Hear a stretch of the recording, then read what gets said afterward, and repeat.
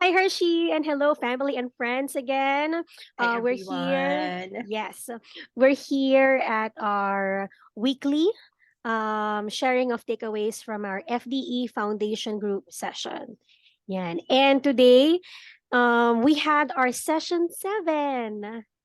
Oh, 7 na. So 7 out of 8 sessions lang siya no for our listeners right now, for our viewers. So medyo nakakasenti din no since we have been spending the past few weeks together. Just last session natin next week. Yes, yes. But don't worry because Hershey and I will continue to talk, chat, and record our conversations with the hopes, of Yes. course, na people would be blessed. So, ayan. And Ayun. and you may want to help us out. So if you have suggestions in terms of the topic, enter niyo Yes. siya sa comment. Yes. Or yung May mga nagko-comment nahihiya. ba, Andre? Walang nagko-comment pero may nag-feedback through PM. PM is the key. If you're shy in Ayan. commenting, PM is the key. Yes, oo. So Ayan. generally 'no, siguro share na rin natin what we have in mind is specific to freelance work. 'Yan, since pareho kasi kaming well, Andre is a businesswoman and I'm doing consulting work. 'Yan, so kung meron kayong mga questions in line with that, we can do that. Alright. Yes. Ay, na-excite ako. Ang daming pumasok na question. Wow, Question ikaw bigla, pala sa yung akin pala nanggaling based on my own experience. Ayan. Na-excite yes. ako. But of course, before we go to those questions, we will share muna our takeaways from our session 7 topic, which was ministry in deed, or actually ministry in action, kasi 'di ba foundation group or FDE, it's about helping Christian entrepreneurs um honor God through the work. And of course, that involves thinking of our business or work as ministry as well. It's not just about earning, gaining profits, but it's from God, it's through God, and it's for God. And there are a lot of aspects. And today nga, it's ministry indeed. Okay, so the session will be, or the link will be shared again in the comment section or in the description. But just to give a quick recap, the session started with a sharing, a testimony from a company. And the company, it's Camcraft. Camcraft.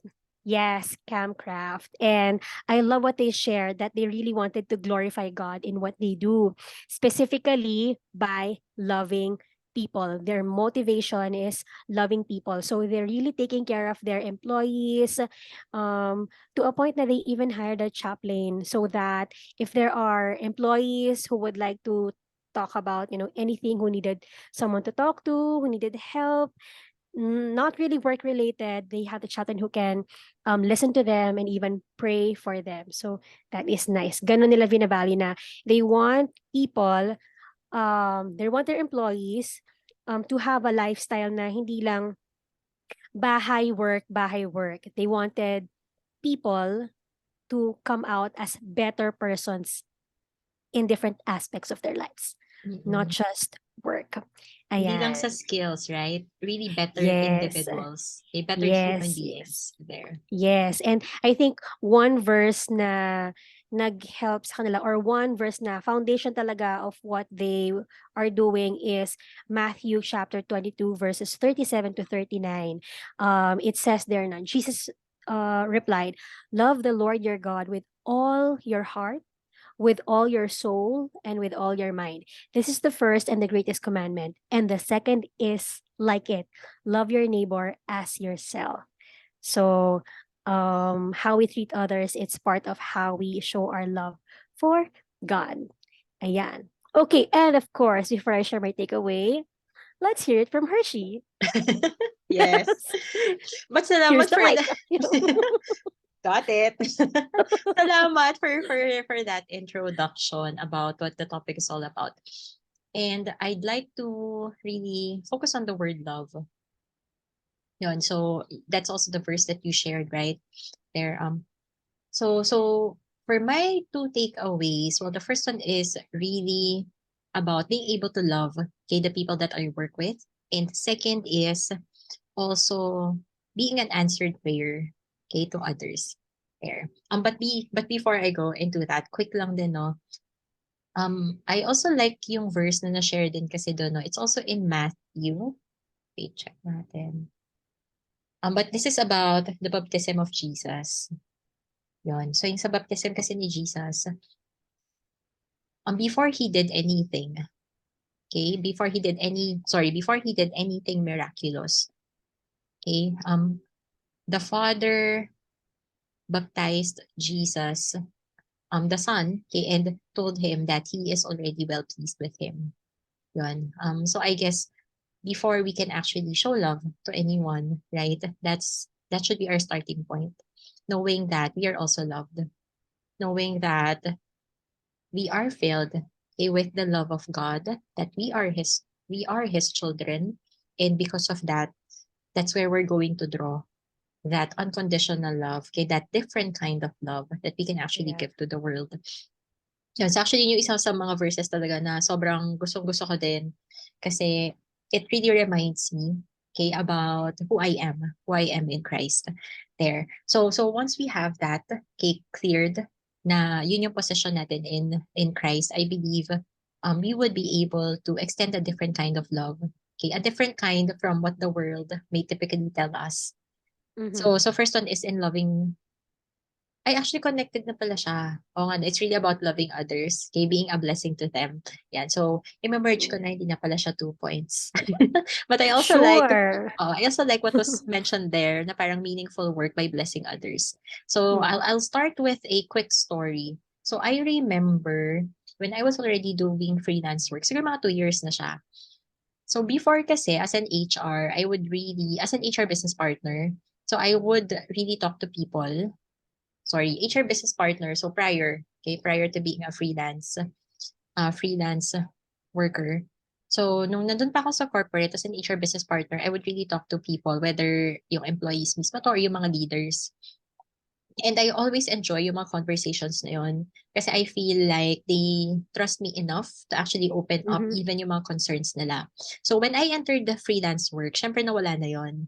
Kasi kasi parang syempre yung mga engagements ko naman din with people, mas training siya, yun. And hindi na rin Mm. ako in the same space as they are, yun. So, nung, nung one time, nagpe-freelance na ako nito, no? But I got to talk to one of my previous participants.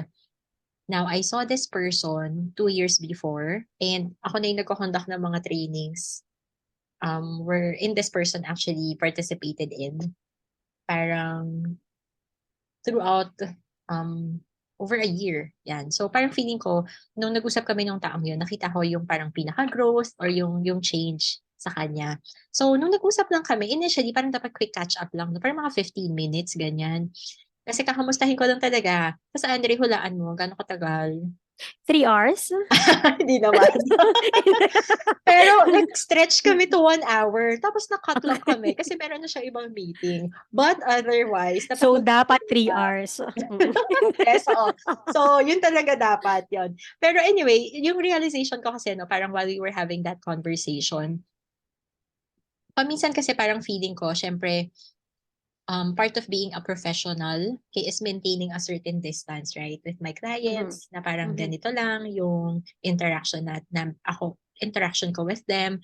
Like, let's say, there are certain information that I have to be careful in terms of what I'm going to share, yun. Or Mhm. parang paminsan kahit ako, di ba, parang pwede ba akong magtanong sa kanila ng mga personal things or would that be crossing a certain line? Yun. So, nung time na yun, na-realize ko, no, na parang well, una, syempre kailangan pa rin naman, may certain line pa rin naman, right? Or may mga, let's say, things that I should still, of course, be mindful of. Kasi may mga iba-iba rin namang privacy levels, right? But when I had that conversation with that person, and parang na-remind lang ako dun sa feeling na parang I really enjoy it whenever I get to build relationships with people. Na parang hindi lang yung transaction ko sa kanila is Yeah. na parang, okay, may training ako, 'di ba? Tapos during that time, syempre, nagbe-build naman ako ng rapport. Pero after nun, okay, so wala na. 'Diba? Then Mhm. I would just encourage them to apply it. Mananalig akong i-apply nila. Yun. Pero Mm. after nun, syempre, for some of my participants, I don't really have a way to be able to still get in touch with them. Yun, by the nature of Mm. what I do. Yun. So, pero yun yung isa ko na-realize. Whenever there's an opportunity for me to be able to build deeper, longer with certain people, with my clients, I would like to do so. Yun. Kasi parang feeling ko, that's the way for me to also really understand, right? Saan ba sila nanggagaling? Ano na ba yung journey nila? Saan ba nila gusto pumunta? And at the same time, how can I help them go through their journey? Yun. So, yun yung isang realization. I believe that's my way of showing how I truly care about them and my own way of how I Yeah. can also love them. Yan. Another story lang, no? So yun yung isa. Really build relationships. That's how I can show my love to them. Second thing, being parang blessing, tama ba? Blessing on others' prayers. Yun ba yung, hindi ko na maalala yung line. Basta parang partnering with God, okay, so that we can Be a answer their blessing. prayers. Yes, so, yun, so that we can be a blessing. Yun, okay. Ulitin natin. Partnering with God so that we can be a blessing to them. Yun. And gusto ko kasi yung term na parang answered prayer. Yun. Kasi I Yes. believe I've also been a recipient on the other end of that. Yun. As in, may time talaga before na naghahanap din talaga ako ng mga clients, tapos nahihirapan ako. But that was the time that um, I really needed money then. Kasi Mhm. wala akong work noon for several months. Wala akong corporate client noon. Yan, wala akong corporate clients for several months. Then meron akong mga major parang financial expenses din noon. Yun. So, nung time na yun talaga, parang I felt like parang si God yung mag-uudyok sa ibang mga tao. Alam mo yung parang hindi naman ako nag-reach out dun sa iba, pero sila yung lalapit sa akin. So, sila talaga yung tinitignan kong parang mga angels here on earth. Yan. So, sila yung parang nagiging partner ni God in terms of Yeah. answering what I've been praying for.